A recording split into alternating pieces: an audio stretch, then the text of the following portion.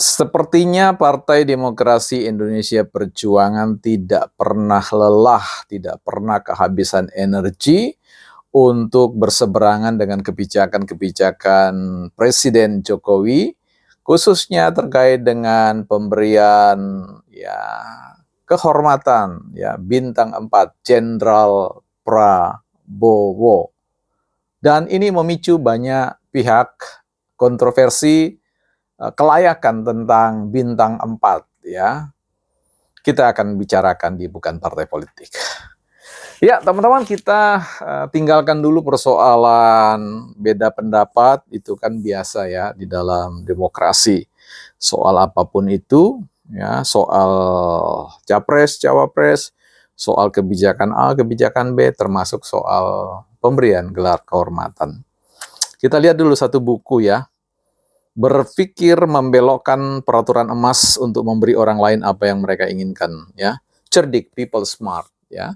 Ini salah buku motivasi ya, Tony Alessandra, Michael Connor ya.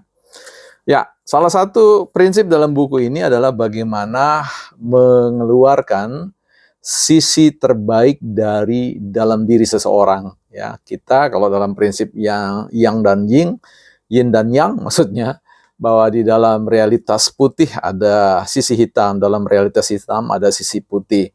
Dan tentu Prabowo sebagai manusia ya memiliki realitas sign quote hitam, tetapi juga memiliki realitas putih ya. Kalau kita mau bicara soal itu, kita semua, saya pun juga demikian. Nah, tetapi dalam konteks kita membangun kehidupan bersama ini kan cara kita memandang orang lain itu kan sangat menentukan bagaimana kelangsungan relasi dan tentu kehidupan bersama di waktu yang sekarang dan yang akan datang ya.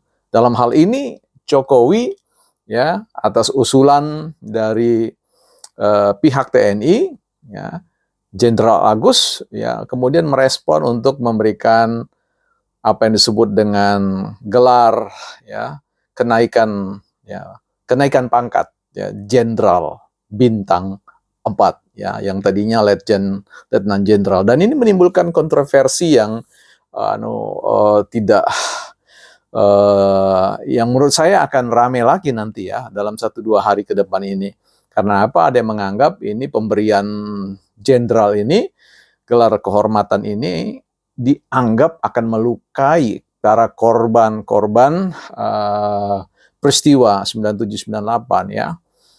Ya, saya kira terlepas dari persoalan itu memang ini agak sulit. Saya kira Prabowo sampai kapanpun akan tetap menjadi tokoh yang kontroversi ya. Akan menjadi jenderal, bukan akan menjadi, tapi sudah menjadi jenderal dan juga nantinya akan menjadi presiden yang kontroversial ya. Bahwa akan ada pihak ya plus pihak yang pro dan kontra terkait dengan eksistensi dirinya dalam seluruh karir kepejabatan atau karir militernya ya, sekalipun kita tahu bahwa mestinya ketika keberadaan Prabowo dalam beberapa kali pemilu itu mestinya kan sudah selesai diskusi persoalan apakah benar beliau melanggar HAM atau tidak ya, harusnya selesai. Artinya negara ini sebenarnya tidak boleh mengizinkan orang yang diyakini dan terbukti melanggar untuk ikut proses kandidat presiden dan wakil presiden. Ya, tetapi ini sudah kali yang ketiga ya melakukan itu. Dan tentu kita heran ketika juga Ibu Mega dengan Prabowo berpasangan, Partai Merah ini tidak pernah ribut soal itu ya. Nanti ketika berseberangan saja dan melihat potensi kemenangan itu ada Prabowo, mulai kemudian meributkannya. Nah, kita mau lihat sebenarnya persoalan apa yang kemudian menjadi dasar bagi Pak Jokowi untuk setuju ya. Apakah ini merupakan sebuah kecerdikan dari seorang Jokowi untuk mengeluarkan sisi terbaik dari Pak Prabowo sebagaimana diaminkan juga oleh Gus Dur ya, Presiden Republik Indonesia ya, mantan presiden kita dulu.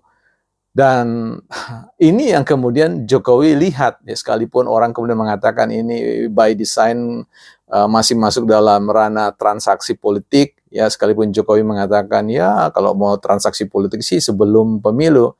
Tapi ya saya kira saya setuju aja ya bahwa sebenarnya bukan transaksi politik ya, tetapi memang kelaziman-kelaziman ya, atau katakanlah spirit yang dibangun untuk bagaimana memprofile ya diri Prabowo yang nantinya bukan jenderal bintang 4 lagi ya, tapi sign code jenderal bintang 5 ya, panglimanya dari semua jenderal, dari semua tentara, dari semua polisi dan sebagainya ya. Ini penting buat kita lihat dalam konteks yang lain.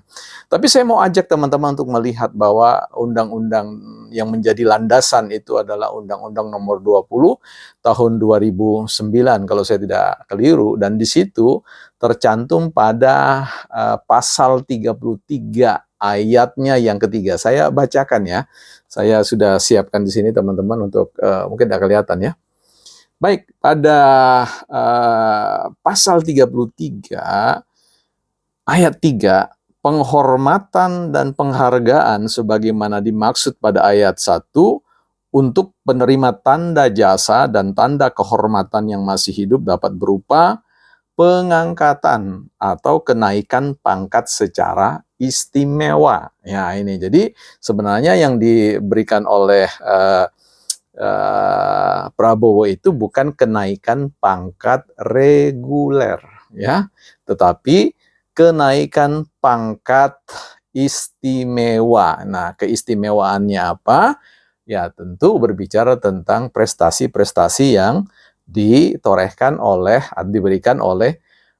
Prabowo terkait dengan bangsa dan negara ini di wilayah atau di sektor militer ya, dan ini penting untuk dicatat bersama-sama.